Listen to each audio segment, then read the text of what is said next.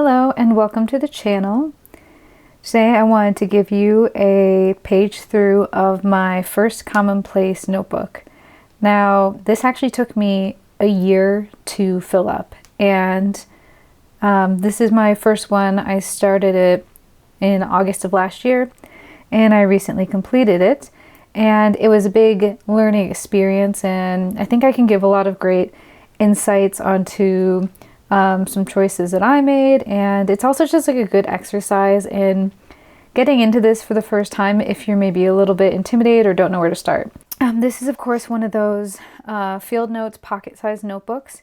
It's slightly larger than a passport size, and the grid itself is this really great, really muted lime green, and I actually love that. I had used to do a lot of writing in either lined notebooks or dot grid notebooks because I was down that bullet journal pipeline, and it really did not work for me. There was almost too much freedom, too much flexibility, and then there was also just like almost less accountability for doing it in a planner function. But we're talking commonplacing, and I love the grid for commonplacing, especially if you're going to be doing lines along the side. So I got this kind of format idea from Megan Rhiannon, and I think a lot of people do this. I preferred this size compared to the Traveler's Notebook. I just don't like all that verticality, and this pairs really well with my notebook system. I use an A6 notebook, and this nestles right in there. And actually, let me show you what that looks like real quick. So I consistently pair my Commonplace notebook with my journal. I like to go over my notes before bed. It's like nice light reading, stuff I'm already interested in and maybe familiar with and just want to refamiliarize myself. And then this is like another like more specific notebook. But it's great because pairing these together can make it really nice and grab and go. And having this Blackwing notebook with the elastic helps keep them together. And honestly, you know, I just slide this into my backpack and all over, and I take it everywhere, and it really doesn't have too much wear and tear from a full year of doing this. So back into the actual notebook itself, I did start off with an index of what I thought I would do. And I would say don't even bother with this if this is your first Commonplace notebook, and especially if you're starting off with a thinner notebook, just to see how you like it, what direction it's going to go. This is, you know, the general things I wanted to start commonplacing, and I did, but I ended up with way less nonfiction / business, or some of that could have been sorted into other categories. And, you know, within a couple of pages, I just kind of stopped doing the indexing. I think maybe for a larger Commonplace notebook, that's really handy, or if you're doing research paper and you want some categories. But other than that, I didn't really use the index very much, so I'm definitely going to skip it in my next one. So I started off my commonplacing journey by kind of just backtracking with stuff I had on my phone. I got really excited about doing this system because so often you're collecting little tidbits and writing little notes, and you don't really have a catch-all for them or a way of referencing back to them. So I was excited to print off a couple of things I had been saving and dropping them in here. And these ones I did with one of those miniature thermal printers. This is the Polyprint one. I do really like it. I think it does a great quality for, I'm almost always doing, you know, black and white, simple kind of graphical stuff. I don't try to print photos or stuff with a lot of tones. It's just not really for that. But for printing quotes and for printing simple images, it's really great, and it's a nice size. And it also just like streamlines the workflow. I don't have to put this in a document that I'm going to go print off on the computer because I just need this little doodad at this moment. So I actually really have liked using it. The only thing that I've now found to be a shortcoming about it is that one of the replacement papers, like the first paper was in it, was great. And then I refilled it with a thicker, like with another paper that I had bought from the same website. And this one's like too thick to do the teeth removal, you know, like you would with a receipt. And I have to cut these every time, funnily enough. So that's just kind of a funny thing. It's just not sharp enough for the thicker paper. But for the original paper it comes with, when you first open it up, it worked out great. Yeah, I started this off with just kind of some Lord of the Rings stuff. And I dropped in everything here that I was just like reading and writing and wanted to catch somewhere. This is just kind of like, this was a learning experience of what should go where, and then what should eventually be in its own notebook. For example, this one ended up being more like psychology and mental health stuff and things of that nature. And then this is almost always quotes from literature, quotes from nonfiction, words that I'm wanting to reference again or remember the definition of, and just other little things like that. What's cool about doing your commonplacing this way and not having a strict strategy for it at the beginning, saying like, I am going to make my commonplacing journal about mushrooms or about yoga or about manifestation or about Christianity, whatever it's going to be. The advantage of kind of dumping everything in the same commonplace is that I'm reading things in tandem all the time. And I think a lot of people do that. I can't just read one book cover to cover and then move on to the next one. I'm almost always switching between books, and you're reading articles, you're coming across things different places, and it's great to kind of just put those things in conversation with one another, and especially if something you're reading references something else.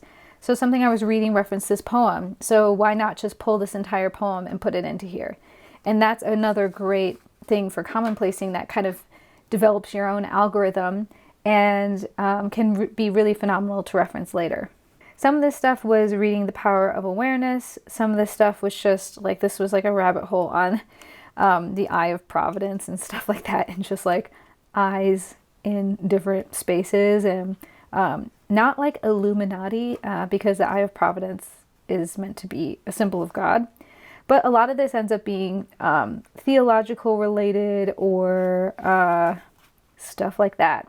I picked up this book, Panama. I didn't finish it out, but there were a lot of really great quotes that I wanted to pull from it. Then got back into The Power of Awareness. Everything's kind of happening on different timelines. Super Consciousness, reading these two books in tandem was really great. And for me, it took so long to fill up this book because a lot of this I filled up while I was traveling. So it became like the main thing to do. I didn't have to, do as much housework or miscellaneous or running errands. I was traveling. And so it frees you up to do a lot more of your kind of intellectual pursuits, the stuff that doesn't have to do with just miscellaneous life stuff. And I was able to get a lot of commonplacing done while I was reading or shortly after. And now that I'm back home, I kind of treat reading as a separate idea from commonplacing, or I'm often reading while sitting in a comfortable spot, and it's easier to commonplace, especially in this tiny notebook. It's much easier to commonplace while sitting at a desk. So that's just something to consider. One thing too is these aren't lay flat notebooks, so you either have to hold it down while you're writing or use a clip. I've got a brass clip by the Travelers Company that I'll sometimes use to weigh down the one side or to weigh down the book that I'm reading. But another way that I took a lot of these notes was with my pocketbook. This is the e-reader that I went with.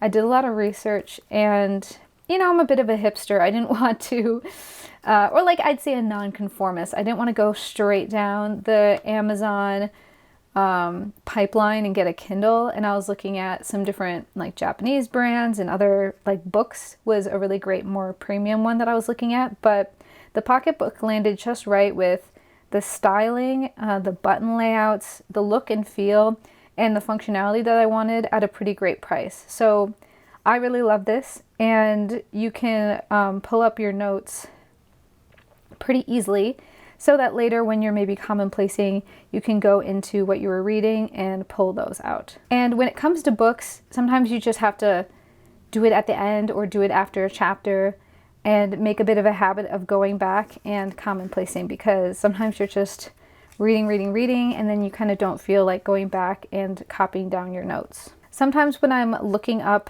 a word or a topic later, I'm pulling it up on Google, so it just makes the most sense to screen grab that and then print that out on the Pulley printer.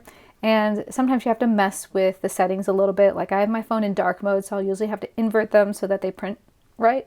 but it does save me a bit of time, and it's kind of like a nice variety amongst the commonplace. So yeah, the things that I'll probably do differently in my next one, I'll probably have a designated commonplace book specifically for Ralph Waldo Emerson, because as I was reading, and I didn't even start commonplacing yet, but I had just so many quotes and so much stuff that I wanted to compile into an easy to reference pocket or, you know, smaller notebook, that's probably going to be its own designated notebook. I'll probably have a William Blake one, and then I'll probably have a mushroom one, and then we'll see what comes out of all that. But it's going to be great to have these categories. So if you're just getting into commonplacing, I definitely recommend you start with a really small notebook. These are just 48 pages. It's not too intimidating. It's not too expensive. And, you know, I see a lot of people with these tomes, or even if you look at this notebook that I use as my journal, I don't actually like it just because it's pretty long. And then when it comes to the dot grid as opposed to the graph grid, my writing just ends up floating all over and I'm less grounded in a dot grid. I can see people really liking this, especially if you kind of like to do like charts and drawings and stuff. But even so, you can do most of that on a graph notebook, especially if it's a light gray, if the lines are light gray. But obviously you can just feel free to, of course, do a lined notebook. But one perk of the graph paper is that it makes it really easy to make your lines. So you put your where it's from, maybe some marginalia notes in the side. Let me see if I've got one on hand. Like this one, giving a little bit of context to this quote, because I put it down and I'm like, I'm not going to remember exactly what the heck this was all about. So I put a little bit of context to that. And that's a really handy part of having these sidebars. It also makes it a little less intimidating to fill up. And once you kind of get down into your niche or what you want to start focusing on, if you want to make your commonplace book thematic in any type of way, then you can start with something bigger, or you can get into something bigger and go from there. And then in terms of pens real quick, I'm often using the 0.5 millimeter Muji brown pen or navy pen, and then alternatively this Uniball one. And first I didn't like this. It was pretty skinny and I found it like hard to control, but then I got used to it and I actually really like it, and it's nice to have a very fine pen. I've also done some of the earlier pages with the Stabilo kind of like pen markers, and I do like them, but they're just a little bit less precise and maybe a little bit less legible. So it just kind of depends on how you write. Thanks so much for watching this page through of my first Commonplace notebook. I'll keep you guys updated on future Commonplace books and how some of my further experimentation goes, but I think this was pretty good for a first go of it, and I'm definitely hoping to have a better habit of it going forward, especially now that I have some systems down and I have a lot of notes for my reading to catch up on, so I'm sure I could fill up one of these just from catching up on notes. See you next time. Bye-bye.